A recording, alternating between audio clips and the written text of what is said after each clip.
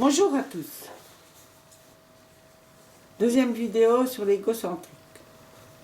Si on se met à la place de l'égocentrique, avec l'empathie innée qui est en chacun de nous, nul doute, en examinant son comportement, il est impossible de ne pas le considérer autrement qu'un véritable pervers. C'est une erreur que nous commettons tous. On pourrait croire qu'il se prend pour un être suprême, qu'il n'aime que lui-même. C'est beaucoup plus compliqué qu'il n'y paraît. N'oubliez pas, les apparences sont souvent trompeuses. On dit souvent qu'il faut savoir se regarder avant de juger les autres. Chez l'égocentrique, c'est inversé. Il observe votre regard pour savoir comment il sera perçu. Il ne peut essayer de se connaître qu'au travers de vos regards. C'est comme ça qu'il forge sa personnalité. Sur le regard admiratif que l'on ne peut que lui porter sur sa façon d'être avenant, charmant, sympathique, il ne peut que s'admirer. C'est comme si une partie de lui-même se mettait avec vous pour admirer l'autre partie. Contrairement à tout ce qu'on peut penser, malgré son manque total d'empathie, ses qualités sont malgré tout bien réelles. Il prend le regard de l'autre pour se regarder. C'est un peu comme ces gens riches qui n'ont de personnalité que celle qui transparaît dans le regard admiratif, respectueux et soumis des personnes pleines de courbettes qui les côtoient. Vu que dans notre société, la personnalité est proportionnelle à la richesse, ces gens riches n'en ont jamais assez. Les plupart sont d'ailleurs de véritables égocentriques, de véritables tyrans, sans scrupules dans la façon dont ils gagnent l'argent, qu'ils empilent pour se faire adorer et ainsi s'adorer eux-mêmes. Quel que soit l'environnement, l'ego saura toujours y reconnaître ce qui force à l'admiration, pour y puiser la sienne suivant ses possibilités. Ici, l'autorité, là, le physique, le savoir, la beauté, la richesse, etc. Pour être honnête avec nous-mêmes, qui de nous pourrait jurer n'avoir jamais usé plus ou moins de manipulation? Le mensonge pour se faire valoir, c'est abuser de la confiance que l'autre a en nous. C'est de la manipulation. Prêcher le faux pour connaître le vrai, utiliser les points faibles, les qualités ou les sentiments d'autrui pour en tirer profit, offrir un cadeau ou flatter pour en attendre les faveurs, c'est aussi manipuler. Heureusement, notre empathie bien naturelle sait y mettre les limites. Ce n'est pas le cas chez l'égocentrique. Comment expliquer? Normalement, quand on offre un cadeau, c'est pour donner du plaisir. En retour, on a du plaisir à avoir fait plaisir. Chez lui, il offre un cadeau parce qu'il a découvert que du plaisir que procure un cadeau lui sera retourné de l'estime. Valeur ajoutée à l'estime accumulée qu'il a déjà de lui-même. Là, il en est heureux. Le gros problème, c'est que devant son bonheur apparent, vous, qui avez reçu le cadeau, tout à fait normalement, vous penserez qu'il est heureux de vous avoir fait plaisir. En est-il pour autant pervers? Rien n'est normal chez lui. Il est capable de vous prêter ce qu'il a de plus cher sans que vous ne lui demandiez. Et ce, non pas pour vous rendre personnellement service, mais pour se faire estimer d'autant plus quand il s'aperçoit que l'objet prêté vous est indispensable, car dans ce cas, il pense que c'est lui-même qui vous devient indispensable. Croyez bien, sa générosité sera à la hauteur des bénéfices qu'il saura en tirer. Quand une personne qui l'intéresse est malheureuse, il aura un comportement qui ressemble à s'y méprendre à de l'empathie. Comme toute personne normale, et souvent beaucoup plus encore. Il paraîtra avenant, compréhensif, réconfortant, compatissant, tant et si bien qu'il en devient admirable. Ça aussi, il l'a appris par observation. Ce n'est pas naturel. Chacun se fait avoir. Il ne sait pas se mettre à la place de l'autre. Que cela soit dans le bonheur ou le malheur. Par contre, il sait très bien ce que vous pourrez penser de lui, suivant le comportement qu'il aura. C'est tellement insidieux qu'il est très difficile de les détecter. Même les meilleurs psys se font berner, bien que dans la profession, on puisse y compter de nombreux pervers narcissiques qui s'ignorent.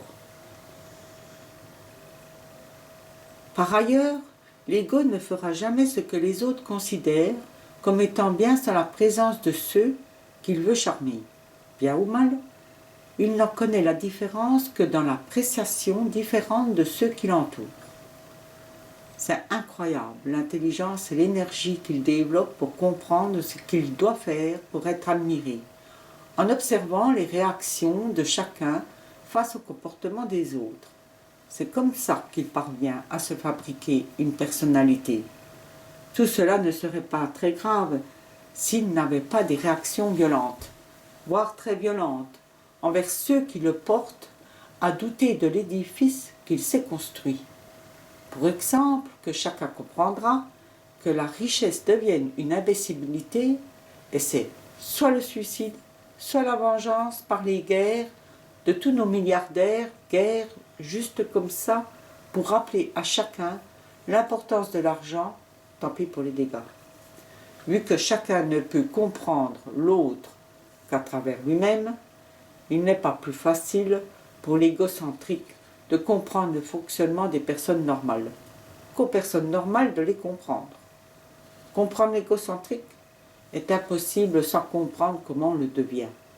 C'est comme si on voulait comprendre ce qu'est la grippe, sans savoir ce qu'est un virus qui la déclenche.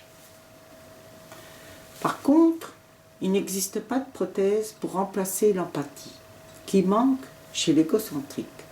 L'égocentrisme n'est que la manifestation d'une amputation. Attendre une prise de conscience de l'ego sur ce qu'il vous fait subir, c'est comme attendre de la part d'un aveugle de naissance un commentaire sur la couleur de votre chemise.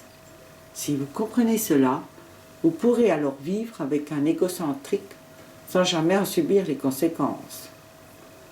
Au contraire, vous saurez le mettre en valeur dans les autres facultés qu'il a développées, les seules où il pourra être réellement admiré, et s'admirer dans les efforts qu'il a dû fournir pour compenser son handicap. Toute la difficulté est de reconnaître que l'égocentrisme est un handicap, difficulté d'autant plus importante parce que cet handicap ne se porte pas sur son physique. S'il est déjà difficile de se mettre à la place d'un aveugle en se bandant les yeux, alors qu'il nous reste une mémoire visuelle sur les obstacles que nous allons rencontrer, il nous sera aussi très difficile d'essayer de vivre sans aucune empathie envers tous ceux que nous côtoyons, car leurs réactions risquent d'être très violentes. C'est de cela que l'ego a dû apprendre à se protéger sans savoir pourquoi, car, comme l'aveugle qui ne sait pas ce qu'il devrait voir, lui ne sait pas ce qu'il devrait ressentir. Est-ce que vous le comprenez ? Nous l'expliquerons plus tard, plus profondément, dans une autre vidéo. Quand une situation déclenche notre empathie, pour l'ego, c'est le contraire. Quand il ne saisit pas la situation pour en tirer profit, il se sent agressé. Il y répond soit par sa propre agressivité, la moquerie, la banalisation ou l'indifférence. Je le répète, il lui est impossible de se mettre à la place de l'autre, dans ce qu'il ressent. Le plaisir d'autrui l'inquiète, car il pense qu'on lui cache quelque chose. Sa souffrance le rassure quand il peut s'y faire valoir. Il ne connaît de l'empathie que celle qu'il reçoit. quand il fait son malheureux accompli, pour échapper aux réactions qu'enclenche son comportement. Il sait en user car pour lui, c'est toujours un regard qu'on lui porte, une considération à défaut d'admiration. La compassion fera l'affaire. Contrairement à ce qu'on pense, il n'abuse pas.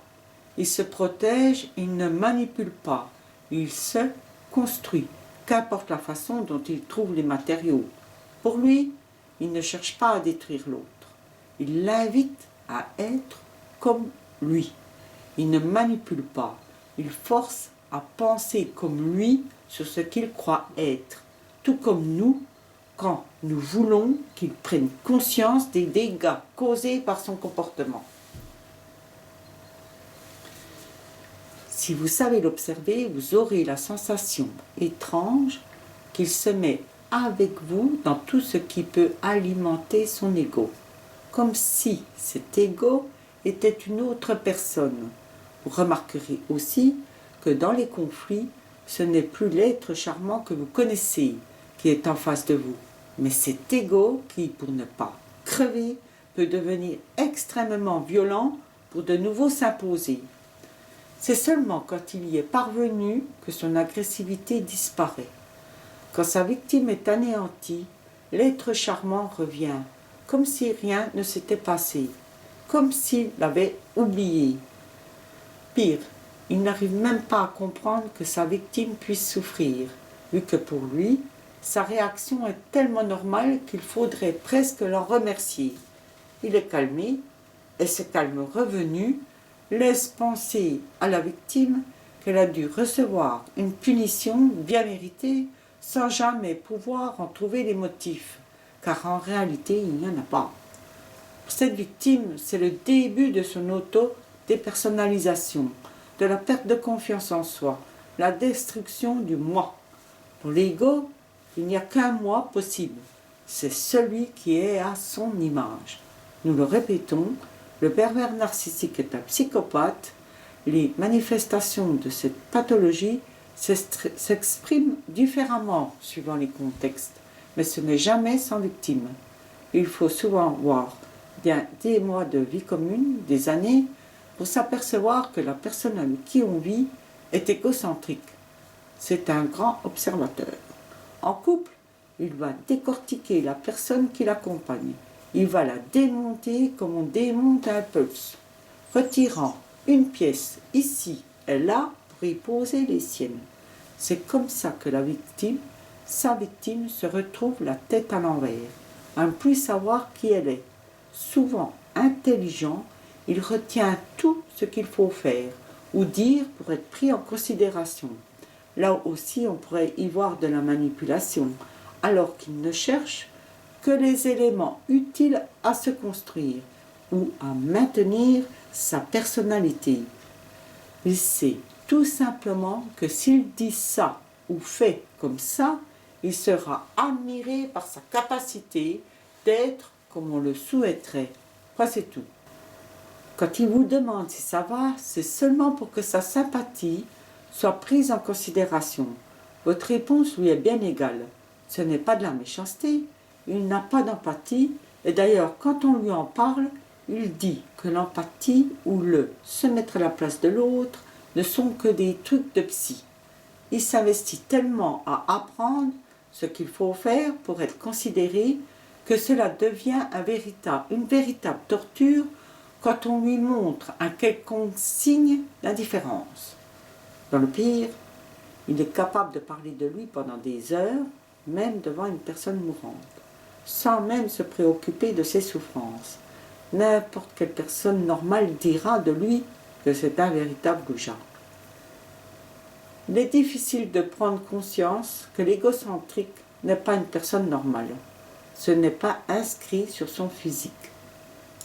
La souffrance qu'il applique à sa victime est à la mesure de sa propre souffrance qui apparaît quand il se sent menacé dans la personnalité qu'il s'est construite.